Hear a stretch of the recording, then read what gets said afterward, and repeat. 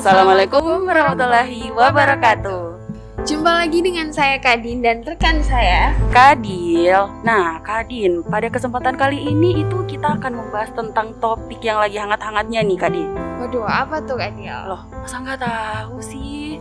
Jadi, topik yang lagi hangat-hangatnya dibahas di semua kalangan ini itu terkait dengan vaksinasi nih, Kadin. Nah, pas banget nih sama dua narasumber kita pada hari ini. Bener nih Kadin, jadi saat ini tuh kita sudah kehadiran dua narasumber kita, yaitu ada Dr. Syahrir dan juga Kepala KPPN Raha, Pak Sulistiono nih Kadin. Baik, tanpa panjang lebar langsung kita sambut saja kepada Pak Sulis selaku Kepala KPPN Raha. Halo Pak. Halo, assalamualaikum. Halo Pak. Dan juga di sini juga kita sudah kehadiran Dr. Syahrir nih. Halo Dok, apa kabar? Baik, langsung aja ke pertanyaan pertama nih Kak Dela. Ke pertanyaan buat Dokter Syahrir nih. Apa sih Dok vaksin yang lagi hangat dibahas saat ini nih? Ya, terima kasih. Kita tahu bersama bahwa di negara kita ini sejak awal tahun 2020 telah kita dengar bahwa ada sebuah penyakit yang mulai muncul pada tahun 2019 itu di Wuhan, yaitu penyakit corona. Oleh karena penularan penyakit virus corona, sehingga berbagai cara yang dilakukan oleh pemerintah untuk bagaimana menghentikan atau membatasi penularan penyakit ini, sehingga dilakukanlah pemberlakuan protokol kesehatan dan edukasi, sehingga sampai pada akhirnya saat ini kita disemarakan dengan sebuah kegiatan vaksinasi dengan harapan bisa memutus mata rantai penularan penyakit corona ini. Jadi nama vaksin itu adalah vaksin corona atau vaksin coronavirus disease 19. Oke Dok, nah saya mau nanya nih Dok, menurut berita yang beredar itu kan nantinya vaksin yang akan didatangkan ke Indonesia itu ada beberapa jenis kan Dok yang akan didistribusikan. Nah, itu jenis vaksinnya apa aja nih Dok? Boleh dijelaskan? Oh iya. Jadi untuk saat ini kegiatan vaksinasi yang telah berlangsung untuk tenaga kesehatan, kita sudah mengikuti kegiatan tersebut dengan vaksinasi yang pertama itu vaksinasi vaksinasi Sinopharm ya, Sinovac. Kemudian nanti akan diikuti lagi dengan pemberian vaksinasi pendistribusian vaksinasi yang lain, yaitu Sinopharm, kemudian Bio Farma Jikman, Bio Farma Sinovac, kemudian AstraZeneca, kemudian Moderna dan Pfizer. Dan itu mungkin akan berlangsung di bulan-bulan berikutnya, karena untuk saat ini masih kita memakai vaksin Sinovac. Lalu Dok, untuk cara kerjaan vaksin ini sendiri, itu gimana sih Dok? Apa tiap jenis vaksin ini nantinya mempunyai cara kerja yang berbeda-beda dan manfaat yang berbeda-beda atau gimana? Oh ya, jadi sebenarnya vaksin coronavirus ini untuk cara kerja dan manfaatnya itu sama. Hanya mungkin dia hanya berbeda dari produsen, siapa yang memproduksi, perusahaan mana yang memproduksi, sehingga muncullah nama-nama yang berbeda. Tetapi secara umum bahwa mekanisme kerja vaksin ini adalah bagaimana membentuk antibodi dalam tubuh kita. Jadi vaksin ini mengandung kuman corona yang diinaktifkan atau kuman yang dimatikan. Untuk vaksin Sinovac sendiri dia mengandung kuman yang diinaktifkan. Jadi dari 7 jenis vaksin ini ada 5 vaksin yang mengandung kuman utuh dari virus corona ini.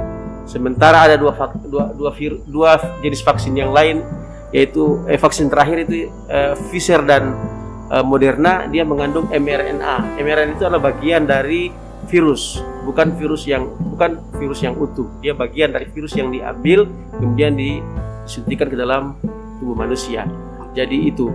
Kemudian mekanisme kerjanya itu adalah bahwa kuman atau vaksin ini setelah disuntikan ke dalam tubuh manusia itu akan memberikan sinyal ke sistem pertahanan tubuh manusia bahwa ada sebuah benda asing yang masuk, sehingga tubuh berusaha untuk membentuk sel pertahanan tubuh, tubuh berusaha untuk membentuk antibodi melalui sinyal lewat sistem pertahanan tubuh limfosit T dan limfosit B yang ada dalam tubuh kita, sehingga memberikan rekaman ke dalam tubuh kita bahwa ada sebuah benda asing yang masuk, sehingga dia berusaha untuk membentuk antibodi untuk melawan benda asing itu, sehingga pada saat ke depan kita terinfeksi atau tertular penyakit ini sudah ada antibodi dalam tubuh kita.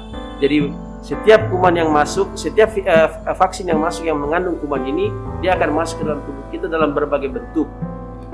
Tubuh kita akan membaca bahwa ada sebuah vaksin, ada sebuah kuman yang masuk dalam bentuk vaksin atau kuman yang utuh, sehingga tubuh kita akan berusaha bagaimana membuat sebuah antibodi yang bisa menangkap dari bentuk virus yang masuk ini. Misalnya dia masuk dalam bentuk bulat seperti ini, tubuh akan berusaha membentuk antibodi dengan bentuk yang bisa menangkap bentuk dari virus yang masuk ini. Sehingga pada saat ke depan kita tertular, tubuh kita sudah tahu seperti ini bentuk yang masuk, seperti ini bentuk virus yang masuk, seperti ini bentuk antibodi yang sudah dibentuk untuk menangkap virus ini. Jadi seperti itu semua, secara umum seperti itu model mekanisme kerja vaksin ini sampai terbentuk antibodi.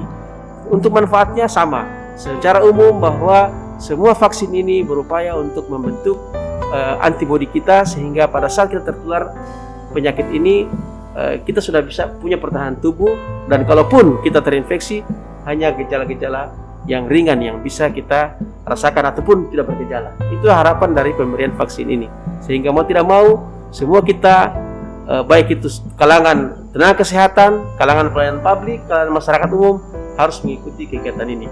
Karena tujuan dari vaksinasi juga ini adalah bagaimana terbentuk herd immunity atau kekebalan kelompok. Bagaimana mungkin kita bisa membentuk herd immunity kalau di dalam sebuah kelompok kita, misalnya kelompok di kantor ini ada satu orang yang tidak mengikuti vaksin, bagaimana mungkin kita bisa membentuk kekebalan kelompok kalau ada satu atau dua orang yang tidak mengikuti vaksinasi. Olehnya itu harapan kita juga sebagai tenaga kesehatan kepada semua masyarakat, kepada semua kelompok, komunitas harus bersama-sama mensukseskan kegiatan ini, mengikuti kegiatan vaksinasi ini. Oke, jadi pada dasarnya sama ya nih? Ya, sama. Oke, nah saya mau membahas terkait dengan postingan Instagram Kementerian Kesehatan nih Pak Dok. Nah, di situ tuh membahas terkait dengan reaksi anafilaktik. Nah, reaksi anafilaktik ini itu penyebabnya salah satunya karena adanya penyuntikan vaksin itu sendiri nih Dok. Seperti yang kita tahu kan nantinya itu akan dilakukan penyuntikan vaksin dalam skala besar. Mungkin nggak Dok reaksi anafilaktik nantinya itu akan ada? Oh ya, jadi kita harus tahu bahwa reaksi anafilaktik itu adalah sebuah reaksi dalam bentuk tekanan darah yang turun, kemudian jantung berdebar-debar, kemudian keringat, sampai dengan gangguan kesadaran. Itu terjadi di saat kita telah mendapatkan sebuah sesuatu yang disuntikan ke dalam tubuh kita. Misalnya kita melakukan vaksinasi, misalnya masukkan vaksin, kemudian kita juga biasa disuntikan obat, itu biasa ada peluang kita setiap manusia untuk mendapatkan reaksi anafilaktik ini. Tetapi kita juga sebagai tim medis atau sebagai seorang dokter dalam pelayanan kesehatan, kita harus berusaha untuk mempersiapkan kit anafilaktik. Kit anafilaktik adalah sebuah paket untuk mengatasi kejadian-kejadian anafilaktik ini, mulai dari peralatan medis, kemudian bahan obat dan bahan habis pakai yang lain. Itu semua disiapkan untuk menangani kasus-kasus anafilaktik ini. Terkait juga dengan penyakit vaksinasi corona ini juga punya peluang untuk terjadi reaksi anafilaktik. Olehnya itu kita sebagai tim vaksinator di rumah sakit ataupun di puskesmas menyiapkan kit anafilaktik untuk mengatasi ketika kejadian ini terjadi. Tetapi setelah vaksinasi ini berlangsung sekitar kurang lebih sebulan ini di seluruh Indonesia, angka kejadian reaksi anafilaktik itu paling mungkin satu dari sekian ratus atau sekian ribu yang sudah divaksin. Jadi memang sangat kecil dan tidak usah ragu, tidak usah takut. Insya Allah kita juga berusaha untuk bisa mengatasi hal ini kalaupun terjadi. Jadi insya Allah kalaupun terjadi kita bisa atasi, dan insya Allah juga kejadian sangat kecil. Baik. Lalu apa sih Dok bedanya vaksin yang didatangkan dari negara lain dengan vaksin Nusantara yang kini sedang turut diuji oleh dokter-dokter di Indonesia? Ya, jadi vaksin yang saya sebutkan tadi 7 macam itu adalah vaksin-vaksin yang berasal dari luar negeri. Jadi jelas bahwa vaksin-vaksin ini dia diproduksi dan dihasilkan dari luar negeri yang disebar di negara kita, salah satu negara kita. Jadi secara umum bahwa vaksin ini tentunya mengandung kuman yang telah diinaktifkan ataupun kuman yang dilemahkan.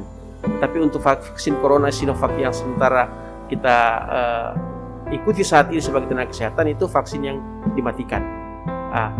Perbedaan dengan vaksin Nusantara ini sebenarnya dari cara pemakaian dan pengolahan dari proses terjadinya vaksinasi tersebut. Jadi kalau untuk vaksin dari luar negeri itu adalah dia sudah mengandung kuman yang siap pakai, sudah siap untuk disuntikan ke dalam tubuh kita.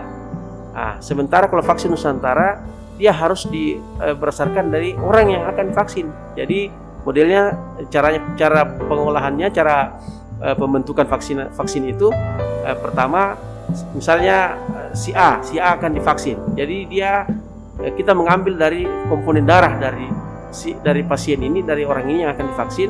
Kemudian dari komponen darah itu kita ambil sel darah putihnya. Sel darah putihnya itulah yang ada namanya sel dendritik. Dari sel darah putih ini yang diambil, kemudian dipaparkan dengan protein S dari sebuah virus corona. Jadi dipaparkan, dicampurkan di luar tubuh, dan kemudian setelah itu disuntikan kembali seperti vaksin-vaksin yang luar negeri itu, suntikan kembali ke tubuh pasien yang itu. Jadi lebih spesifik sebenarnya dia akan kena dengan jenis kuman yang mungkin akan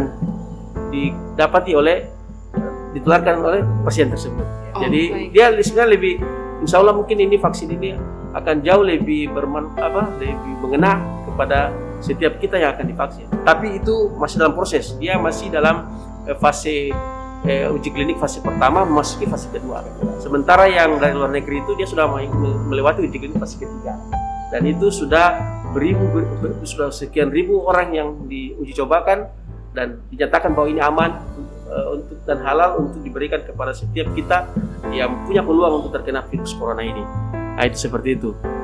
Itu perbedaannya secara khusus antara vaksin dari luar dan vaksin dari dalam. Kemudian juga mungkin yang menjadi perbedaan bahwa vaksin dari luar itu jelas biayanya lebih mahal, ya. Sementara yang dari dalam ini kan karena kita produksi sendiri dalam negara kita, pasti biayanya lebih murah, seperti itu. Itu menyinggung terkait dengan perbedaannya nih, Dok. Lalu untuk manfaatnya sendiri nih, Dok, yang dirasakan oleh setiap orang yang divaksin itu akan berbeda-beda nggak nantinya, Dok?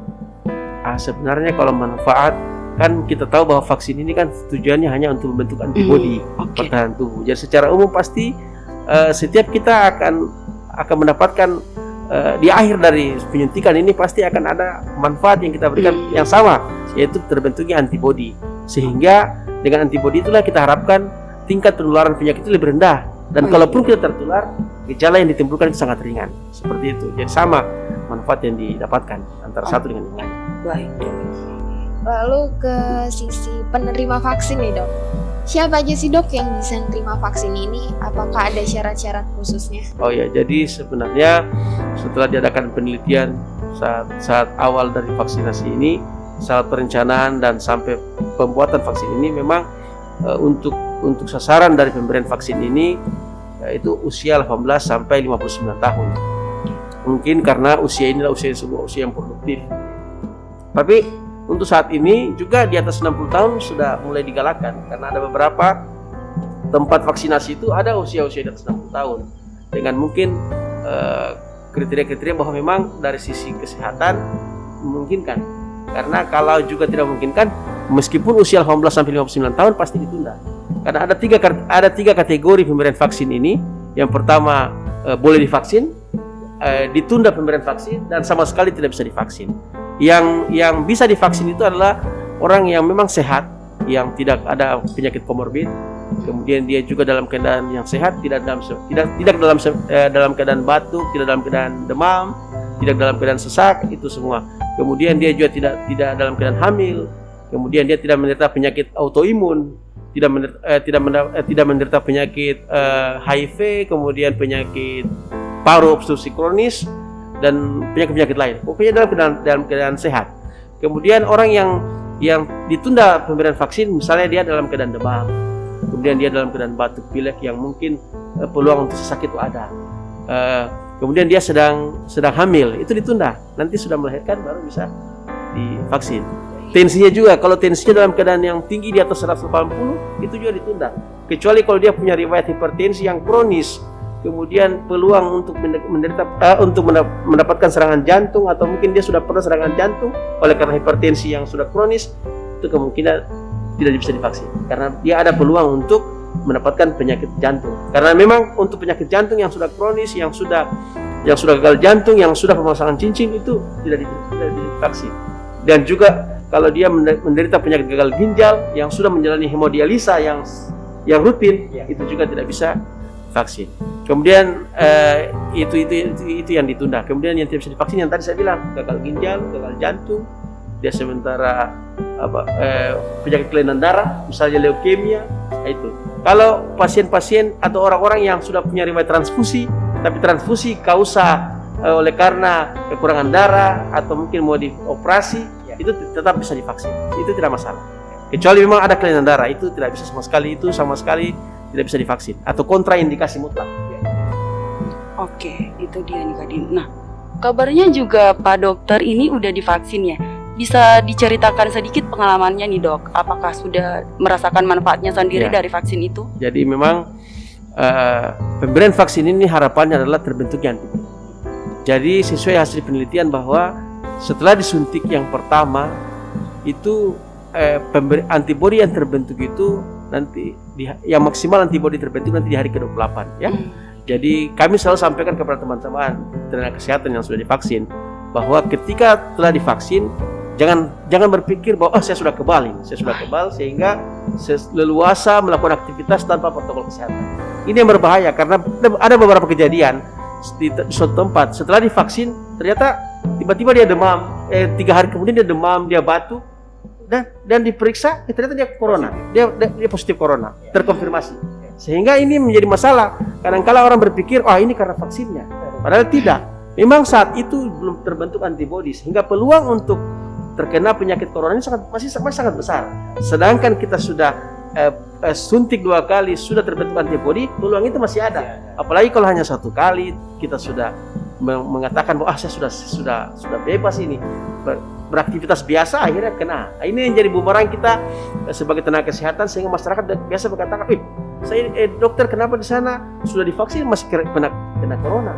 Setelah kita gali ternyata dia yang tidak lagi berprotokol kesehatan, sementara dia baru 1 kali suntik.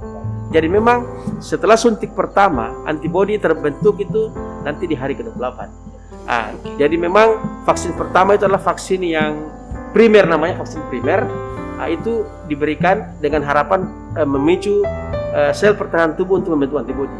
Kemudian vaksin kedua di hari ke-14 itu namanya vaksin booster. Dia vaksin penguat. Jadi antibodi yang sudah mulai terbentuk dia kuatkan sehingga di hari ke-28 betul-betul kita sudah punya antibodi yang mampu untuk menangkal penularan penyakit ini. Tetapi ingat bahwa setelah hari ke-28 dan seterusnya jangan kita merasa bahwa dengan antibodi yang terbentuk ini kita sudah leluasa tidak berprotokol kesehatan. Karena peluang itu tetap ada. Setelah hari ke-28 tetap kita melakukan aktivitas biasa, tetapi tetap memakai protokol kesehatan dan tetap berusaha untuk memperbaiki imunitas kita.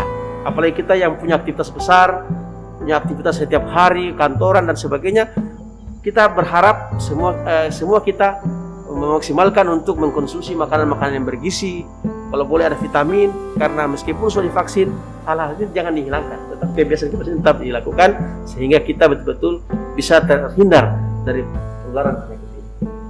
Oke, jadi seperti itu nih Kak Din. Nah, saya mau beralih ke Pak Sulis nih yang tahu terkait dengan kebijakan pemerintah. Nah, banyak sekali perdebatan yang terjadi di kalangan masyarakat nih Pak terkait dengan vaksin ini. Masyarakat itu menjadi ragu nih Pak. Ada nggak langkah yang diambil oleh pemerintah untuk menekan persepsi masyarakat yang ragu terhadap vaksin ini? Baik, terima kasih Mbak Dila. Jadi persepsi masyarakat itu kan terbentuk dari banyak hal, terutama adalah beredarnya berita-berita hoax, berita-berita yang beredar di media sosial yang belum tentu teruji kebenarannya. Inilah yang kemudian mempengaruhi banyak persepsi masyarakat.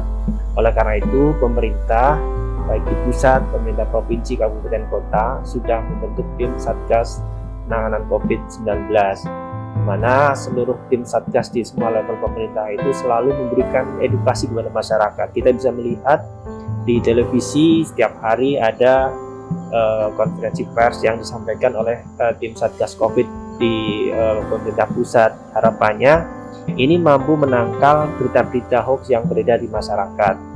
Banyak beredar berita-berita di masyarakat, baik itu terkait dengan proses pengembangan vaksin itu sendiri, kemudian proses tingkat halal atau tidaknya, efektivitas dari vaksin, dan macam-macam, termasuk dampak-dampak vaksin yang tadi disampaikan Pak Dokter. Ada yang katanya baru disuntik 3 hari kemudian ternyata positif corona, padahal kan memang tadi disampaikan bahwa meskipun sudah disuntik butuh waktu untuk itu kekebalan tubuhnya itu bisa optimal.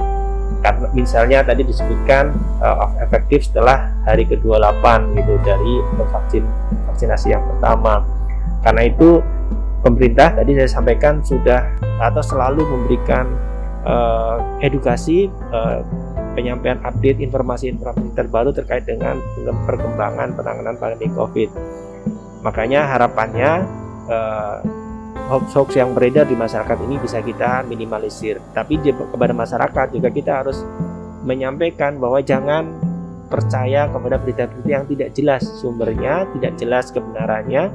Pastikan kalau mendapat informasi, konfirmasi kepada pemerintah atau pihak yang berwenang, karena banyak orang-orang yang tidak bertanggung jawab menyebarkan berita-berita yang belum tentu kebenarannya. Tapi ada beberapa hal yang ingin saya sampaikan pada kesempatan ini. Dari program vaksinasi yang telah dilaksanakan oleh pemerintah. Yang pertama adalah bahwa terkait dengan barangnya sendiri, vaksin itu sendiri. Jadi vaksin ini yang sekarang sedang diedarkan dan sudah dilakukan vaksinasi ke tahap 1, tahap kedua kepada tenaga kesehatan, pejabat publik dan sebagainya, itu telah lolos uji klinik. Jadi tidak dalam proses produksi sebuah vaksin jenis apapun, vaksin apapun, BCG, TBC, macam-macam yang dulu kita kenal, itu tidak tidak bisa sembarangan gitu. Artinya untuk pengujian vaksin ini sendiri sudah melalui beberapa tahap, baik praklinis maupun tahapan klinis. Tidak mungkin vaksin yang tidak lolos di uji praklinis kemudian bisa masuk ke tahap berikutnya. Pasti akan di stop di situ, diperbaiki lagi, dilakukan pengujian lagi sampai bisa lolos tahap praklinis. Kemudian di tahap klinis juga pasti dilakukan beberapa tahap, paling tidak ada 3 tahap ya Dok ya. Nah ini sudah dilakukan. Jadi kalau di tahap praklinik saja tidak aman, tidak mungkin akan masuk ke fase uji klinik berikutnya. Nah, Balai POM sebagai otoritas yang berwenang dalam hal pembuatan atau produksi dan pengedaran obat-obatan, vaksin termasuk vaksin dan juga makanan, itu sudah mengeluarkan izin penggunaan vaksin COVID ini. Jadi asumsinya sesuai dengan kewenangan dan keahlian yang dimiliki oleh Balai POM, mereka sudah menyatakan ini aman, berarti memang vaksin COVID-19 dalam hal ini yang sudah diedarkan yaitu dari Sinovac ini sudah aman. Karena itu kita tidak perlu ragu lagi tentang mutu keamanan dari vaksin COVID ini karena telah melalui fase uji klinis tahap 1, 2, dan 3. Ini yang pertama, jadi vaksin ini telah lolos uji klinik. Kemudian yang kedua, vaksin Sinovac yang sekarang sudah diedarkan, sudah digunakan, itu sudah mengantongi izin penggunaan darurat dari vaksin atau emergency use authorization, dan ini tidak mungkin Balai POM mengeluarkan izin ini secara sembarangan. Pasti sudah berdasarkan evaluasi dan analisis interim yang dilakukan. Nah, kita tahu vaksin Sinovac ini sebagaimana vaksin yang lain itu sudah melewati uji klinis di Brasil, di Turki, termasuk di Indonesia sendiri. dan selama ini sudah dianggap berhasil. Di Indonesia sendiri di tahap awal, tahap 1 dan 2 itu sudah diterapkan kepada 1.620 partisipan di Bandung waktu itu, dan tingkat efikasinya itu 65,3%. Artinya pada saat itu ya, walaupun kemungkinan nanti akan bertambah seiring dengan pertambahan dari orang yang divaksin. Ini pun sudah melewati batas minimal dari WHO, di mana minimal 50%. Jadi ketika izin penggunaan darurat ini sudah dikeluarkan secara resmi oleh lembaga yang berwenang yang memiliki keahlian untuk itu, artinya Badan POM sudah menjamin 3 aspek penting dari vaksin ini, yaitu dari sisi keamanan, dari sisi mutu, dan khasiat ini sudah aman, sudah teruji gitu. Jadi untuk apa kita ragu lah? Ada orang yang badan yang memiliki keahlian kewenangan itu sudah menyatakan ini sudah bisa digunakan untuk penggunaan darurat, ya berarti secara umum sudah memenuhi 3 prinsip itu. Kemudian yang ketiga nih, yang termasuk juga hoax yang ramai waktu itu, banyak beredar di masyarakat, wah ini jangan-jangan bahannya tidak halal nih, mengandung minyak babi dan apa yang tidak halal misalnya. Ternyata pada tanggal 8 Januari 2021, Majelis Ulama Indonesia sudah menyatakan bahwa vaksin COVID-19 jenis Sinovac itu sudah terjamin hukumnya suci dan halal. Nah, MUI kan gabungan dari ahli agama, ahli syariat, ahli hukum agama, gitu, ulama-ulama yang ada di situ, dan juga memiliki ahli-ahli kesehatan yang mengetahui proses produksi sebuah vaksin dari awal sampai akhir, termasuk MUI juga waktu itu kalau tidak salah melakukan kunjungan ya, melihat sendiri proses produksinya. Artinya kalau MUI ini sudah menyatakan ini halal, berarti seharusnya masyarakat tidak perlu ragu lagi gitu, dari sisi khasiatnya sudah dianggap teruji, kemudian dari produknya juga sudah suci dan halal, berarti kan tidak ada masalah seharusnya. Artinya ini mementahkan hoax-hoax yang beredar di masyarakat selama ini. Nah, makanya yang harus dipahami bahwa vaksin ini adalah pengubah permainan atau game changer dari kondisi yang ada saat ini, sehingga harapannya dengan beberapa faktor tadi bahwa vaksin COVID ini sudah aman, sudah halal, berarti masyarakat harusnya sudah tidak perlu ragu-ragu lagi, sehingga nanti agar kedepannya harapannya bisa tercipta herd immunity, kemudian nanti kehidupan kita di bangsa Indonesia baik di pusat, di daerah, semua kembali ke normal seperti yang dulu pernah seperti sedia kala lah ya. Kemudian yang berikutnya nih, yang tidak kalah pentingnya yang harus dipahami oleh masyarakat, bahwa Bapak Presiden beserta seluruh menteri-menteri dan pejabat di negara itu sudah divaksin. Kemudian juga Bapak Gubernur, Bupati, Wali Kota seluruh Indonesia sudah divaksin, dan vaksinnya sama. Apa yang disuntikan kepada Bapak Presiden sama dengan yang disuntikan kepada dokter gitu. Kalau saya belum, karena saya belum waktunya ya. Nanti kalau udah saatnya. Intinya kita tahu bahwa standar pengamanan terhadap kepala negara, pejabat tinggi negara itu sangat tinggi. Beliau jangankan suntikan yang langsung suntikan ke beliau, makanan sehari-hari saja selalu dicek oleh tim khusus yang menangani dan presiden selalu didampingi oleh tim ahli kedokteran dari kepresidenan. Artinya kalau Bapak Presiden sudah disuntik oleh vaksin ini, yang vaksinnya sama dengan yang disuntikkan, yang diedarkan ke seluruh Indonesia, berarti memang aman gitu, tidak ada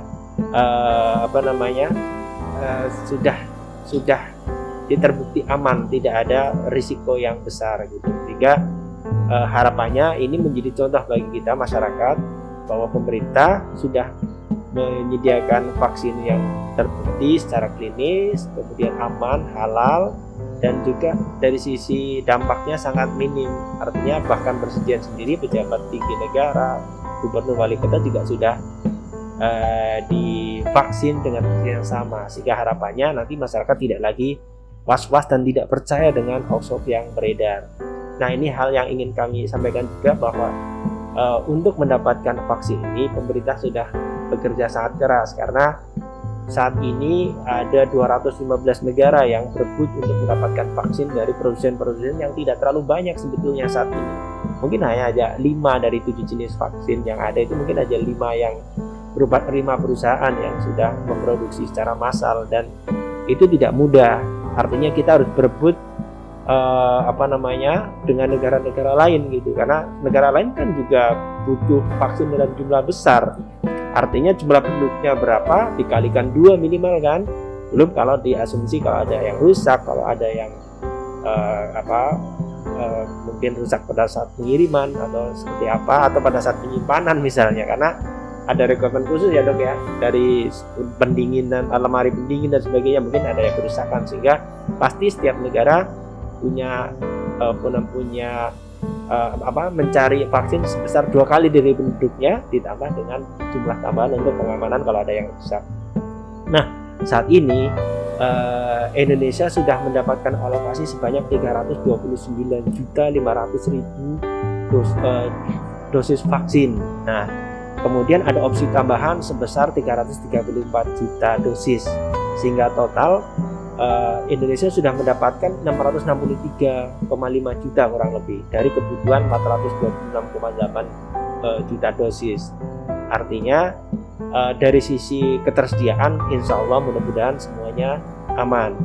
Belum lagi ditambah dengan vaksin yang sedang dikembangkan secara mandiri oleh Indonesia sendiri. Tadi disebutkan Pak Dokter ada vaksin Nusantara, sehingga nanti ke depan harapannya dari sisi jumlah, dari sisi karakteristik mungkin karakteristik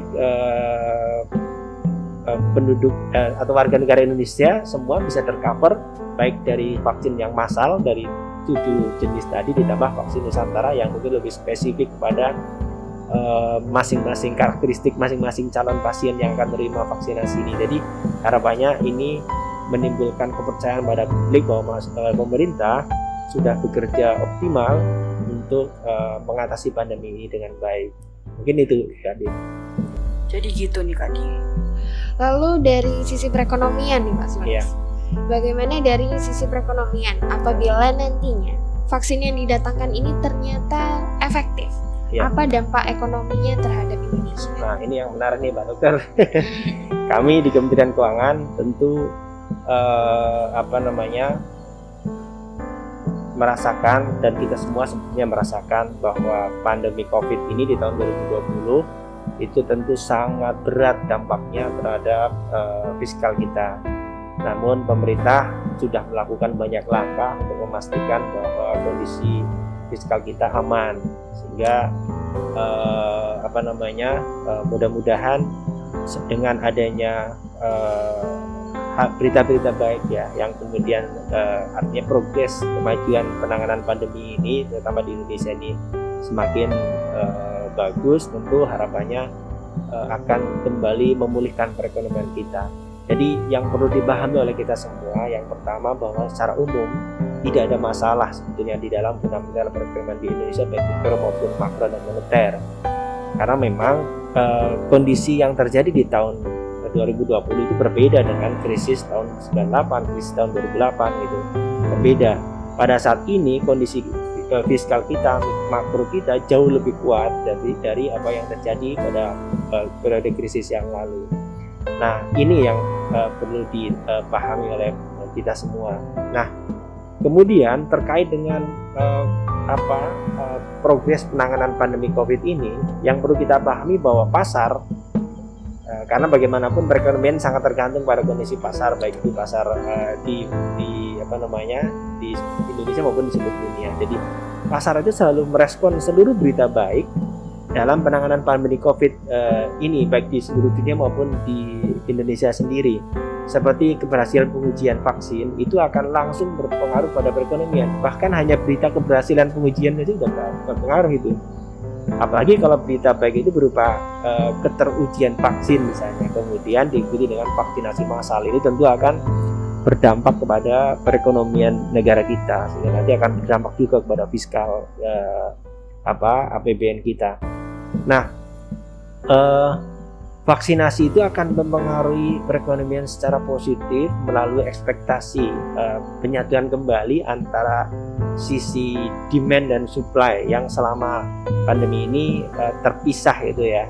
Jadi kita tahu bahwa jadi tadi prinsip awal yang saya sampaikan di awal kan bahwa tidak ada masalah di dalam perekonomian kita sebetulnya. Cuma gara-gara pandemi ini kan ada pembatasan aktivitas masyarakat, ada banyak perusahaan-perusahaan yang kemudian menghentikan usahanya dan kemudian akhirnya berdampak kepada pemutusan hubungan kerja atau merumahkan karyawannya baik sementara atau yang ada yang sampai seterusnya gitu. Walaupun kita berharap nanti setelah ini kembali normal tentu mereka dipanggil kembali, harapan kita. Nah, perusahaan-perusahaan yang tutup, toko-toko yang pasar-pasar yang tutup, toko-toko yang tidak buka atau dibatasi jam bukanya, kemudian masyarakat juga takut pada keluar rumah, kemudian karena memang dibatasi juga aktivitas luarnya, otomatis kan menyebabkan kegiatan perekonomian itu turun, ya kan? Aktivitas perekonomian turun. Nah, artinya demand-nya, supply-nya turun karena banyak yang tutup pabriknya. Kemudian akhirnya demand-nya juga turun karena orang dirumahkan, orang tidak bisa bekerja di pasar, tidak beraktivitas, akhirnya tidak ketemu nih antara demand dan supply. Itu yang terjadi gitu. Nah, harapan kita dengan adanya vaksinasi ini tentu akan kembali menaikkan demand dan supply-nya. Makanya pemerintah selalu dalam mempengaruhi perekonomian atau dampak dari pandemi ini selalu di treatment dari sisi demand maupun dari sisi supply. Itu yang dilakukan. Seperti sederhana saja, dari sisi demand tentu kita tahu pemerintah memberikan subsidi pajak kepada pekerja, kemudian pemerintah menyalurkan bansos BLT yang masif sekali. Itu dari sisi demand supaya daya beli masyarakat itu tetap terjaga gitu ya. Kemudian dari sisi supply, pemerintah memberikan insentif yang sangat besar kepada dunia usaha, Jadi harapannya ya supply kegiatan produksi selalu nanti bisa tetap berjalan. Nah, alhamdulillah sekarang eranya adalah era online. Ini cukup membantu sebetulnya. Kalau dulu seandainya tidak ada jual beli transaksi online, tentu ini akan lebih berat lagi dampaknya. Untungnya kita masih ada transaksi secara online walaupun mungkin masih tetap terbatas. Nah, pada skala global dampak dari efek pemberitaan atau pemberitahuan vaksinasi ini kita dapat amati dari harga minyak dunia, di mana selama tahun 2020 itu harga minyak itu relatif stagnan, jadi turun dan lesu lah perekonomian dalam perdagangan minyak dunia, di mana kalau tahun 2020 di bulan September itu rata-rata harga minyak dunia West Texas Intermediate itu sekitar 41 US dollar per barel. Nah, kemudian mulai naik signifikan hingga mencapai 48 US dollar pada pertengahan Desember. Jadi 41 kemudian naik menjadi 48 dan bahkan di bulan Februari ini sudah mencapai 65,37 US dollar per barel. Artinya berarti belanja bahan bakar minyak ini meningkat. Artinya berarti perusahaan-perusahaan, industri-industri manufaktur di seluruh dunia sudah mulai menyalakan mesin mereka kembali di akhir triwulan keempat, sehingga otomatis semakin meningkatkan produksi dari sisi supply-nya itu meningkat. Itu bukti bahwa proses hasil pengujian vaksin yang berhasil, kemudian mulai dilakukan persiapan vaksinasi itu dari sisi ekspektasi saja sudah naik gitu. Harga minyak naik dengan signifikan dari 41 di bulan September 41 US dollar menjadi 65,37 di bulan Februari ini.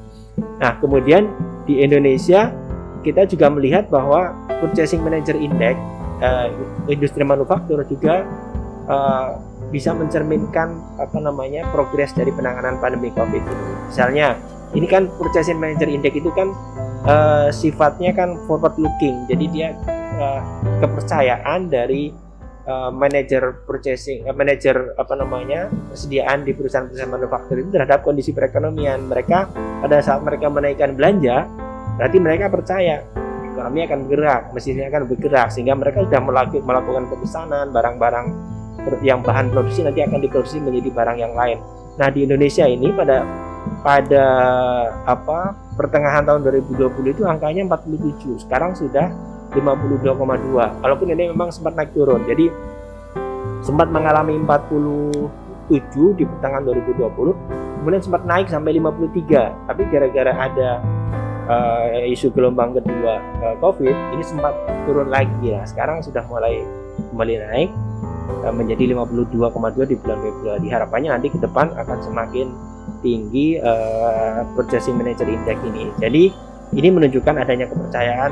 Nah, ini juga bisa kita lihat dari realisasi ekspor Indonesia yang meningkat sejak bulan 4 tahun 2020 dibanding sebelumnya. Artinya karena mesin produksi sudah mulai nyala, kemudian manajer-manajer sudah mulai membeli produk-produk antara untuk atau bahan-bahan input untuk produksi mereka, industri bergerak.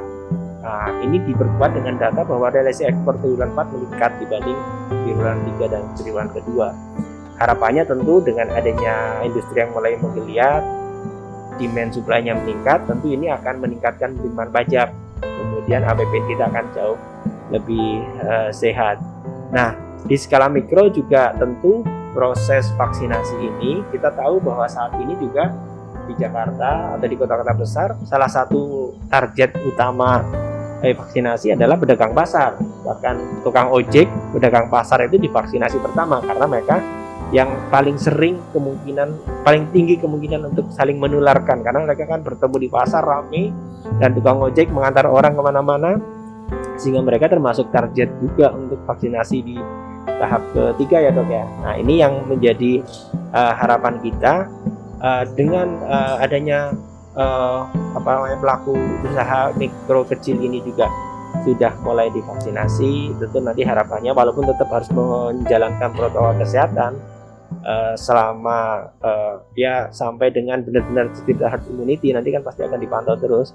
Harapannya tentu ekonomi bergerak, rakyat bisa menjalankan usahanya, akhirnya nanti kembali tercipta demand dan supply-nya itu akan bertemu kembali, dan ini akan menjadi penggerak ekonomi kita di tahun atau awal tahun 2021. Tapi ada hal yang perlu kita pahami bahwa memang dalam dunia perekonomian itu tidak ada yang instan, pasti butuh proses. Sama dengan dari sisi kesehatan juga sama, orang tidak mungkin disuntik sekarang langsung kebal gitu kan, nggak mungkin, butuh waktu, bahkan membutuhkan waktu 28 hari setelah suntikan pertama itu baru optimal.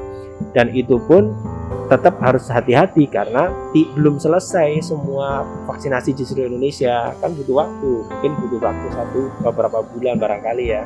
Yang mungkin Pak Dokter bisa menjelaskan. Artinya proses terciptanya herd immunity kan membutuhkan jumlah minimal orang yang divaksin. Nah, artinya selama itu belum tercapai, kita harus benar-benar menjalankan protokol kesehatan, sehingga dampaknya terhadap perekonomian pun dia butuh waktu, namanya lag time-nya itu butuh waktu. Diperkirakan para pengamat mengatakan bahwa dampak optimal dari penanganan COVID ini berupa vaksinasi ini akan terasa optimal di perekonomian di triwulan keempat 2021. Harapan kita tentu bisa lebih cepat gitu ya, lebih cepat sehingga nanti perekonomian kita benar-benar akan pulih seperti sedia kala. Mungkin itu Kak Din. Oke, jadi seperti itu nih Kak Din. Ternyata dampaknya terhadap perekonomian itu sangatlah besar. Saya mau beralih ke Dokter Syahrir nih. Sekaligus mungkin ini itu jadi pertanyaan terakhir nih dok.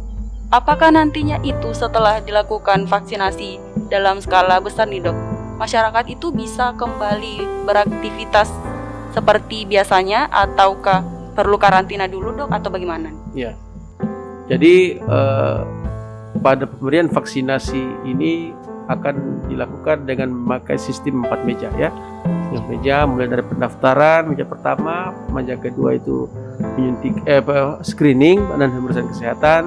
Kemudian meja ketiga itu pemberian vaksinasi, pemberian vaksin, dan keempat itu meja observasi. Di meja observasi inilah kita akan melihat setelah disuntik apa ada keluhan yang ditimbulkan dari vaksin ini.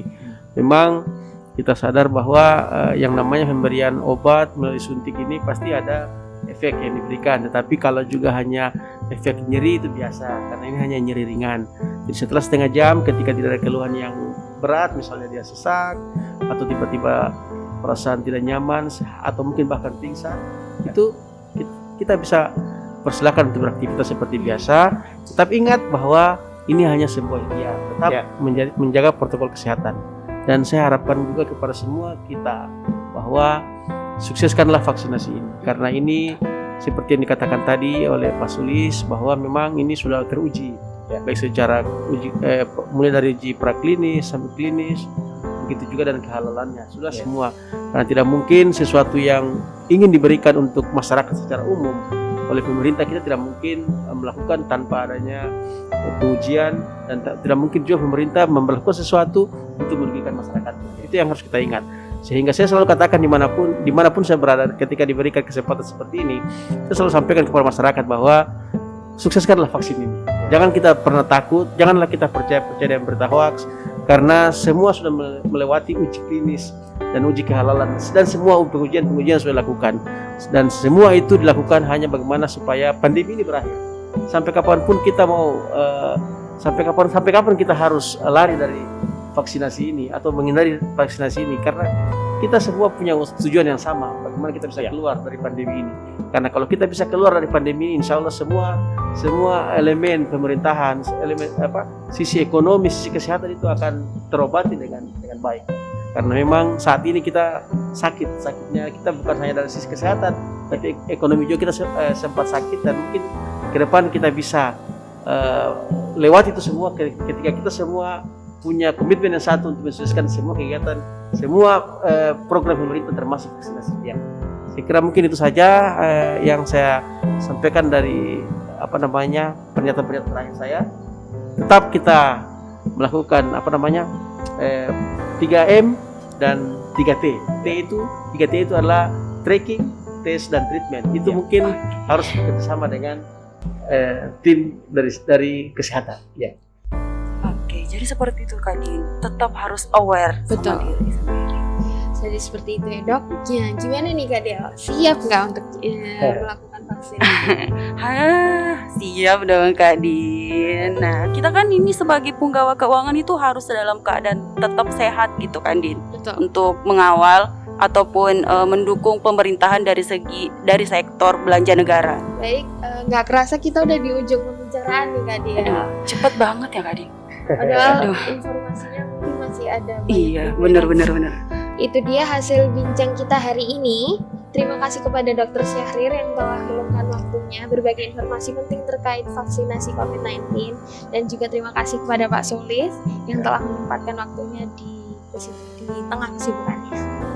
Oke, jadi sekian podcast pada kesempatan kali ini. Jangan lupa untuk terus patuhi protokol kesehatan di tengah pandemik ini dengan gerakan 3M. Nah Kak Din, tahu nggak nih 3M itu apa? Tadi udah disinggung tuh sama dokter. Apa tuh Kak Del? Nah, 3M itu yaitu menjaga jarak, mencuci tangan, dan memakai masker. Dan juga 1M, menantikan podcast kami selanjutnya.